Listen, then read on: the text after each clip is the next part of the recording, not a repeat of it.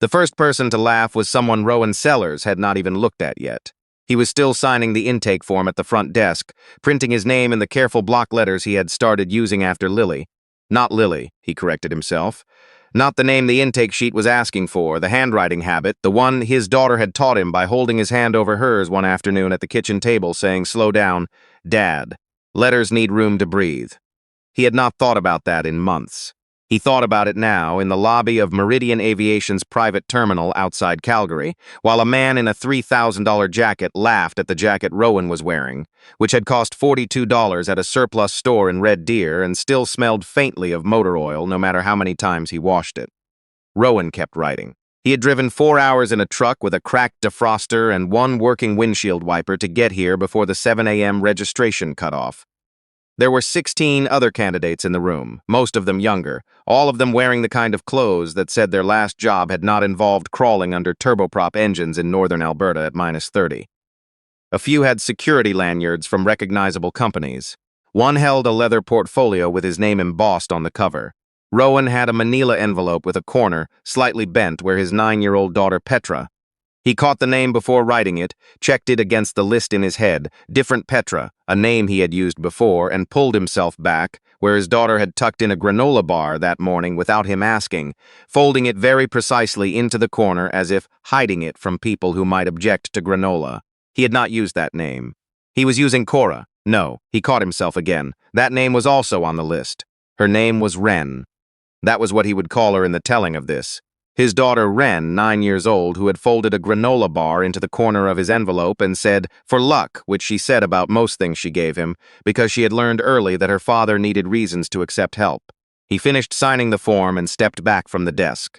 The man who had laughed was tall in the way that expected acknowledgement, broad across the shoulders, with the easy stance of someone who had never waited long for a room to pay attention to him.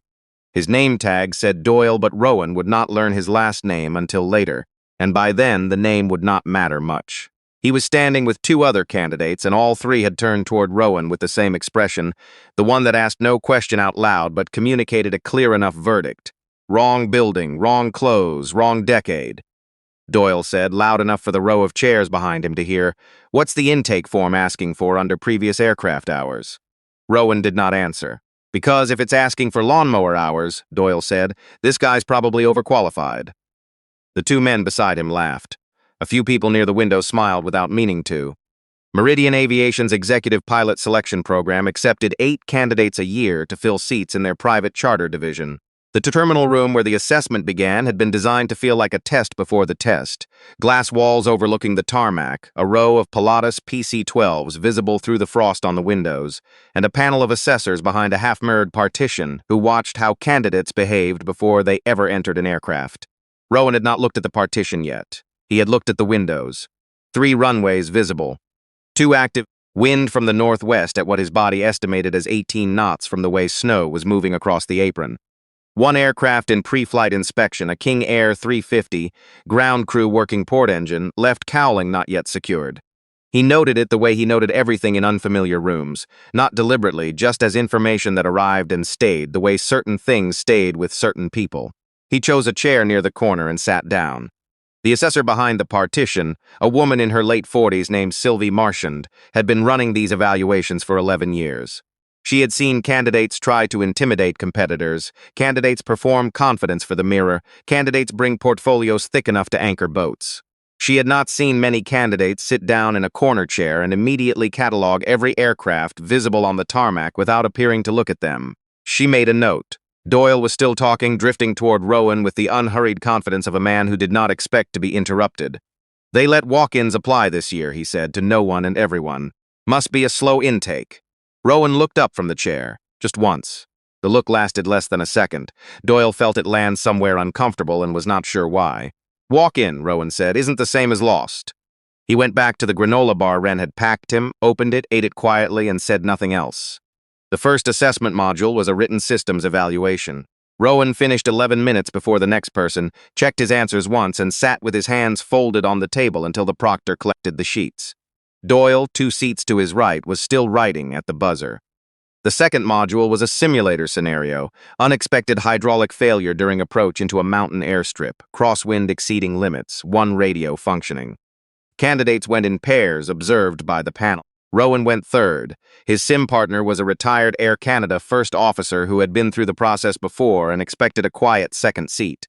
Instead, Rowan called the hydraulic anomaly 4 seconds before the simulated gauge moved, rerouted through backup systems, adjusted the approach corridor 9 degrees to use terrain shielding against the crosswind, and landed on the first attempt.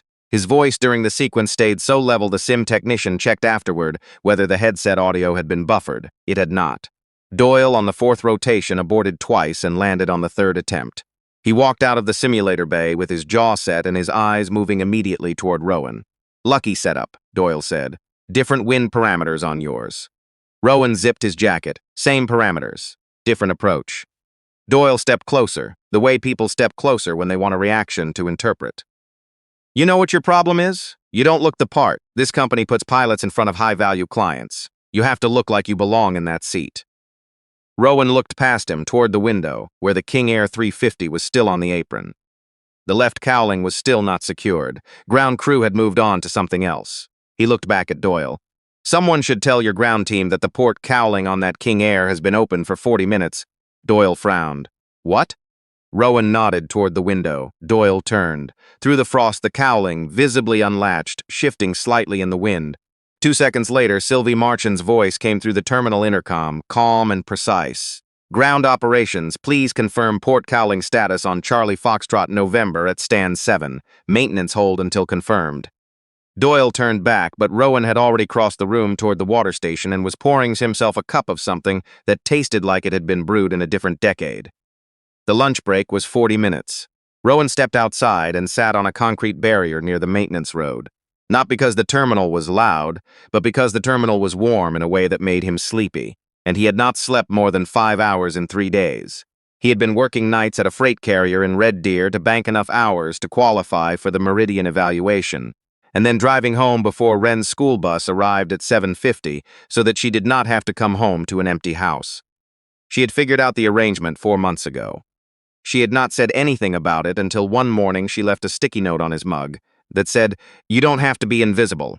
It had taken him most of the drive to Red Deer that night to stop thinking about it. His phone showed one missed call from the school. He called back. "Mr. Sellers," the administrative assistant said. "Just checking. Wren mentioned you might be away today, so we wanted to confirm her after-school contact." "My neighbor," Rowan said. "Agnes. She's in the system." "She is, yes. Wren also asked us to tell you." A pause. "She said the answer is yes, even if it doesn't feel like it yet." Rowan sat with that for a moment. "Tell her I heard her." He went back inside. Doyle was in the corner talking to another candidate with the particular energy of someone recalibrating a strategy. Rowan noted it and sat back down. The afternoon session was a group assessment, a scenario exercise where candidates had to manage a simulated diversion in deteriorating weather, with a VIP passenger, a crew conflict, and a fuel constraint arriving simultaneously. 8 candidates were divided into 2 groups. Rowan was placed with Doyle, a woman named Preethi, who had 12 years flying medevac in Northern Ontario, and a younger candidate fresh from a commercial cadet program who kept looking at Doyle for confirmation before speaking. The scenario ran 22 minutes. Doyle took command immediately, which nobody objected to because his voice was built for commanding rooms. He handled the weather diversion confidently and managed the fuel constraint adequately. The crew conflict, a simulated disagreement between fictional first officer and flight attendant over passenger restraint procedures. He dismissed as a distraction and moved past it. Rowan was quiet for the first 6 minutes. Preethi noticed. She also noticed what Doyle had not. The passenger VIP brief included a medical notation, anticoagulant therapy, which meant the crew conflict about restraint procedures was not a distraction. It was the scenario's actual critical path. She said so. Doyle talked over her. Rowan said flatly, "She's right." The room paused. "The restraint disagreement ties to the medical note," Rowan said. "Anticoagulant patient, turbulent diversion, improper restraint during severe CHOP equals in-flight medical emergency. You resolve the crew conflict first, or the fuel constraint becomes irrelevant because you'll be calling for a ground ambulance anyway." Doyle stared at him. "That's a secondary concern. It stops being secondary at 37,000 feet with no hospital within range." Rowan looked at the scenario facilitator. "Can we reroute the diversion to an airport with a trauma center on standby, add 6 minutes to the flight but eliminate the medevac risk on landing?" The facilitator nodded once, making a note. Preeti caught Rowan's eye across the table. Something passed between them, the recognition people share when they have both made decisions at altitude that nobody on the ground ever hears about. The scenario ended. Doyle said very little on the walk back to the main terminal. The final session of the day was a one-on-one interview with the assessment panel. Rowan went last. The room was a glass-walled office overlooking the tarmac in early evening light, the sky above the Rockies doing the thing it did in January where the cold turned the horizon a color that had no good name in English. 3 panel members. Sylvie Marchand in the center, reading from a thin folder. A man to her left, 50s, the quiet kind of senior evaluator who asked 1 question per hour and meant it. A woman to her right, younger, taking notes with the speed of someone who would be reading them for a long time. Sylvie opened the folder. Mr. Sellers, your file shows 9 years of cargo and charter work, primarily in Alberta and the Northwest Territories, with 2 seasons of contract humanitarian airlift in northern Quebec. Yes, no formal instrument rating upgrade in the last 4 years. I've been raising a child. The note-taker glanced up. My daughter, Rowan said. Her mother passed when Wren was 4. I've been flying whatever schedule lets me be home by 7:50. Sylvie studied him. That's a significant constraint for the hours required by this program. It is, Rowan said. I'm aware of what it's cost. I'm also aware that I called the hydraulic anomaly before the gauge moved this morning, which means my instrument scan rate under load is still current regardless of what my paperwork says. The quiet man to Sylvie's left spoke for the first time. You identified the cowling issue at stand 7 during the break. It had been open too long. No one else flagged it. Rowan said nothing, because there was nothing to add to that. Sylvie closed the folder slightly. What does your daughter think about this position? Meridian's rosters run 8-day rotations. Rowan looked at the window. Down on the apron, the King Air was being repositioned, cowling properly sealed now, ground crew moving with the brisk efficiency of people who knew the weather was coming in. She thinks I should take it, he said. She packed me a granola bar this morning and called it luck. The note-taker smiled before she caught herself. She also told me, Rowan continued, that the answer is yes, even if it doesn't feel like it yet.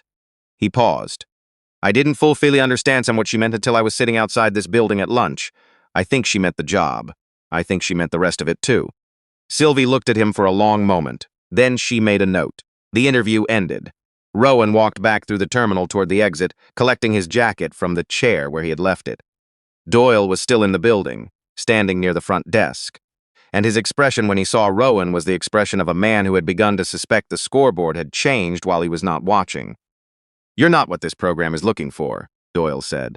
Not cruel, exactly. More like a man convincing himself. Rowan picked up his jacket. You said that this morning, about the part. I meant it. Rowan looked at him steadily. I know, but Meridian flies medevac support contracts in the Northwest Territories from November through April. I've done that route for 6 seasons. The reason you don't know that is because you looked at my jacket, not my logbook. He pulled on the jacket. Good night. He was in the parking lot, key in the truck door, when his phone rang. Not Wren's school this time. A local number he did not recognize, Mr. Sellers, Sylvie Marchand's voice. Something has come up that I need your opinion on before you leave the property. He stood in the cold with the defroster he would have to run for 8 minutes before the windshield cleared and said, What happened? One of our aircraft scheduled for an early morning departure tomorrow is showing a discrepancy in the maintenance log that our on-call engineer flagged 20 minutes ago. I've looked at it and I want a second set of eyes from someone who has worked that aircraft type in northern conditions. Rowan locked the truck again. Which aircraft? The King Air at stand 7. He walked back inside.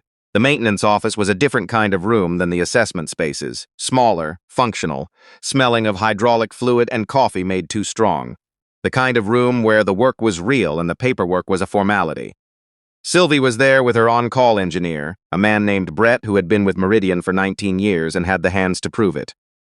Brett spread the maintenance log on the table. He had found a discrepancy in the fuel system Crawford records dating back 3 service cycles, a pattern that on its own looked like a minor calibration drift, but placed against the planned route for the morning's departure, a charter into a remote strip in the Kootenays with no alternate within fuel range, if the crossfeed behaved unpredictably, became a different conversation. Rowan looked at the log for 4 minutes without speaking. He had seen this before, not in this aircraft, but in the logic of it. The kind of error that nested inside normal-looking numbers until the conditions that revealed it were exactly the conditions you least wanted it revealed. You need to ground it, he said. Or reconfigure the departure route to keep an alternate within reach until you've run a live cross-feed test under load.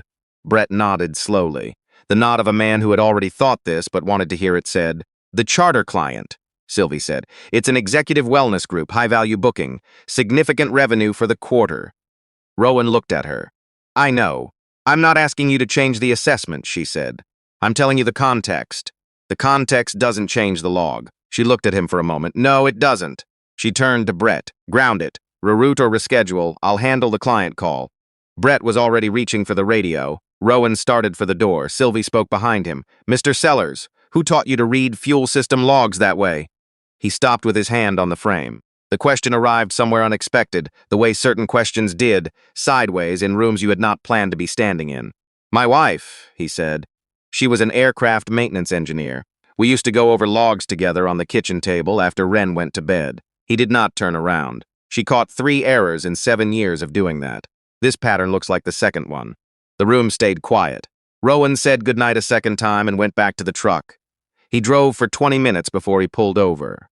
Not because anything was wrong. Just because the highway was straight and dark, and the mountains were somewhere in the black to the west, and he needed a minute before the grief settled back down to where he had learned to keep it.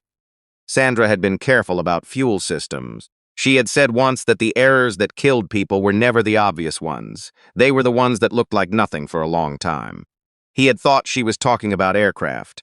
Later he thought she meant other things, too. By the time he understood which things, she was gone, and he was learning how to pack Wren's lunch and explain why the house was quieter than it used to be. He sat in the truck for 7 minutes, then he kept driving.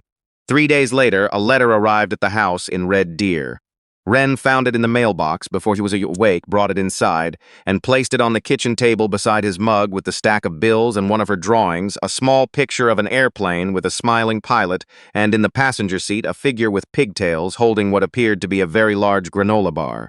He came downstairs and saw the envelope and the drawing and Wren sitting across the table with her cereal, watching him with suspicions of a child who understood that some mornings required a particular kind of quiet. He opened the envelope. Meridian Aviation, conditional offer of employment. Class 1 instrument endorsement upgrade support provided. Rotation schedule negotiable during first year based on dependent care requirements. At the bottom, a handwritten note in the margin. Welcome to the program, S. Marchand. He set the letter down. Wren was watching. Well, she said.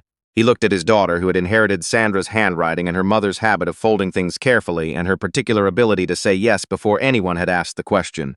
Yes, he said. Wren nodded, satisfied in the way that children are satisfied when adults finally catch up to the thing they already knew. She went back to her cereal. He sat down across from her.